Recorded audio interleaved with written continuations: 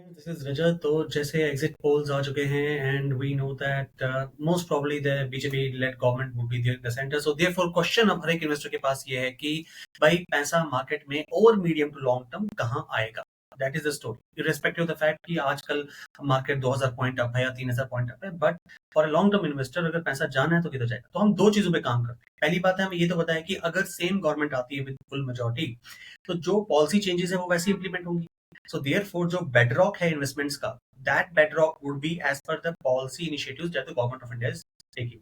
So therefore, you say materials, you say infrastructure, you say all those things.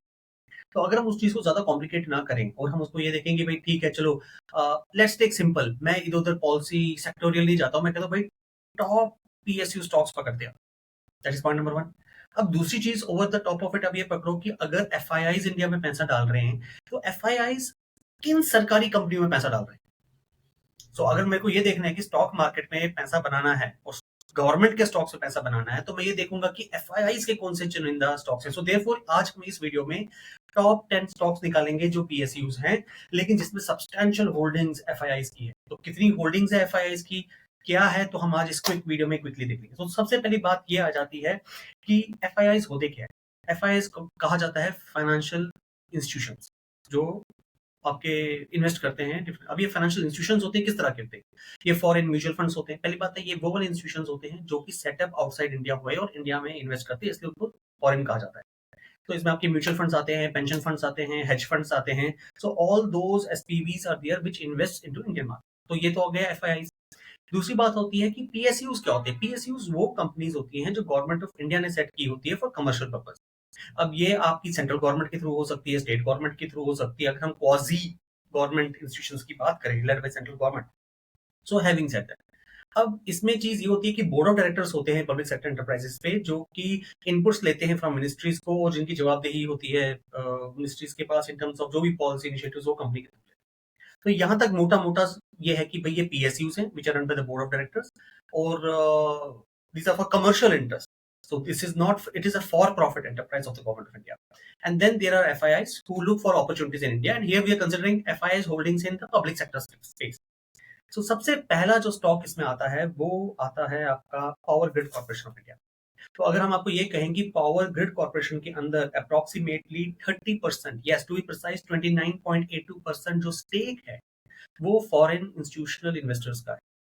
So what does this mean? तो power grid actually करता क्या है? तो power grid का मतलब ये होता है कि मेजॉरिटी ऑफ इंडिया जो इंफ्रास्ट्रक्चर होता है, ग्रिड होता है, इंटर स्टेट हो या इंटर स्टेट हो, उस पावर ग्रिड या इंफ्रास्ट्रक्चर को वो कायम रखता है। उसकी सेफ्टी और सिक्योरिटी ऑफ जो इंडियन एनर्जी नीड्स है, ट्रांसमिशन ऑफ एनर्जीज, उसको देखता है। सो अब जब हम इस परफॉर्मेंस की बात करते हैं, पहली बात है कि because Indian consumption is growing on, जिस हिसाब से पॉपुलेशन ग्रोथ हो रही है, नई नई सिटीज आ रही हैं, कंपनी सेटअप हो रही हैं, आपके ग्रोथ ऑफ इंडियन इकोनॉमी हो रही है, तो जैसे इंडियन इकोनॉमी की ग्रोथ होगी वैसे ही आपका पावर ग्रिड का भी ग्रोथ होगा। सो जो आपका power grid corporation of India है वो ये ट्रांसमिशन यूटिलिटी को देखता है, और एफआईआई ने इसमें 30% स्टेक लिया हुआ है। तो इसी दर पे अगर हम दूसरा जाएं तो आरईसी आता है। आरईसी को पहले कहा जाता है रूरल इलेक्ट्रिफिकेशन कॉर्पोरेशन। हालांकि इसका जो मेन काम है वो पब्लिक इंफ्रास्ट्रक्चर को फाइनेंस करना है, इंक्लूडिंग रूरल इंफ्रास्ट्रक्चर या रूरल इलेक्ट्रिफिकेशन को फाइनेंस करना है। तो ये समझ लीजिए ये फाइनेंशियल करता है, ये इलेक्ट्रिसिटी बोर्ड्स हैं, स्टेट गवर्नमेंट्स हैं, प्राइवेट सेक्टर यूटिलिटीज हैं, उन सबके पावर प्रोजेक्ट्स को असिस्ट करता है। अगर हम इसके अंदर होल्डिंग्स देखें वो 19.91 है, तो around 20% of the holding in the stock of REC is by foreign institutional investors. Then the third comes national thermal power corporation, NTPC. Now जब आप नाम देखते हैं आपको लगता है कि ये तो थर्मल है, कोल बेस्ड है। It is not only that, इनका अगर आप इसके अंदर का स्ट्रक्चर देखा जाए, प्रोजेक्ट्स देखे जाए, तो they are into thermal, they are into solar, they are into wind and even the hydro projects के अंदर भी इनकी डाइवर्सिफाइड पोर्टफोलियो इंक्लूडेड होता है। तो ये पावर सेक्टर में एनटीपीसी का भी बहुत काफी हद तक होता है जो इन्वॉल्वमेंट है। So therefore 17.86 is the stake that FIIs actually take into it. अब यहां तक तो बात आ जाती है। फिर अगर हम उसके बाद कहें कि क्या आपका मन करता है कैसे स्टॉक को लेना जो कि कंपोनेंट्स बनाता है एरोस्पेस के लिए, डिफेंस सिस्टम्स के लिए, और अगर हम उसमें भी अगर आप एक सरकारी कंपनी की बात करें, then Bharat electronics limited, BEL आता है। अब बीईएल डिफेंस स्पेस और डिफेंस इक्विपमेंट्स के अंदर काम करता है, कार्यरत होता है, लेकिन इसके अंदर भी जो इन्वेस्टमेंट्स हैं around 17.56, 18%, is held by foreign institutional investors. So therefore, FIIs themselves are banking on these stocks to make money. So therefore, from a conservative investor, even if you want to have a say equity basket and you want to go to the PSU stock, so therefore you will see where the actually fund is coming in. FIS के चाहते stocks कौन से? So therefore you are having one filter applied so that you have the safety and the peace of mind while you are actually investing into the equity space. Then comes the PFC, Power Finance Corporation. Again, 17.19. You can say the 18% of the ownership is held by the FIIs, foreign institutional investors, and it is a financial institution which is dedicated to the power sector. Again, it is financing renewable energy, जिसके ऊपर government का focus है आजकल. ना ही केवल ये you can say legacy electricity needs को पूरा करता है, लेगेसी इंफ्रास्ट्रक्चर के लिए फाइनेंसिंग का करता है, but even for the renewable space के लिए जाता है, ट्रांसमिशन के लिए जाता है, इवन फॉर द डिस्ट्रीब्यूशन के लिए वर्कआउट करता है. Then comes the petroleum companies like BPCL and you have the HPCL. अगर हम HPCL करें तो जस्ट 13.8% ओनरशिप FIIs की है, लेकिन अगर हम BPCL की बात करें ये 16.7 है, नियरली 17% जो होल्ड करता है.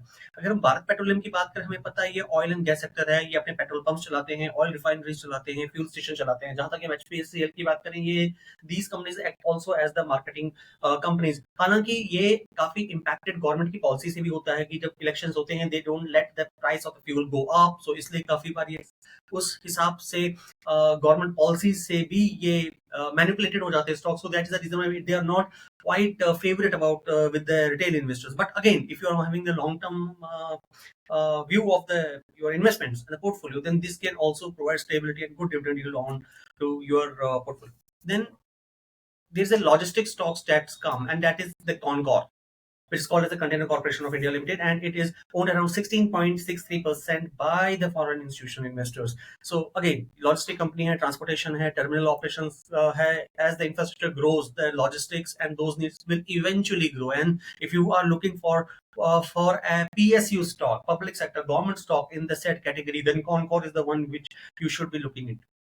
Or to end all this, if I would say that you want to go for a company which is having the India's largest iron ore reserves, ना ही केवल largest iron ore reserves हैं, they are also the largest producer and exporter for that. अगर हम वो भी चीज रहने दें, अगर आप कहते हो कि भाई मुझे कोई एक ऐसा स्टॉक बताओ जो ना ही केवल लार्जेस्ट आयरन ore रिजर्व्स और एक्सपोर्ट भी करता है, बल्कि उनके पास प्रोडक्शन कैपेबिलिटीज आपके कॉपर की है, लाइमस्टोन की है, डोलोमाइट की है, इवन जिप्सम की है, then the stock you are looking forward to is called as NMDC, which is called as the National Mineral Development Corporation.